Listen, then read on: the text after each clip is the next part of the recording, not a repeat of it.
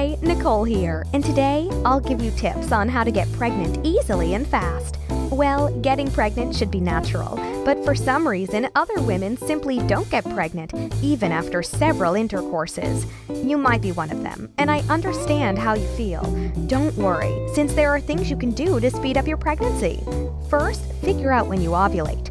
Since most women release an egg once each menstrual cycle, there are only a few days out of each cycle when sex can actually lead to pregnancy. Knowing when you ovulate means that you and your partner can identify the bullseye and then aim for it. Second, get busy at the right time. Once you know when your egg will be released from your ovary, you can plan to have sex during your most fertile days.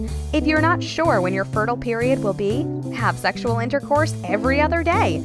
Having sex this often means you'll have healthy sperm waiting in your fallopian tubes every day, ready to spring into action whenever your egg gets released. Third, enjoy the process. If you're in a hurry to get pregnant, you might find yourself feeling anxious about it.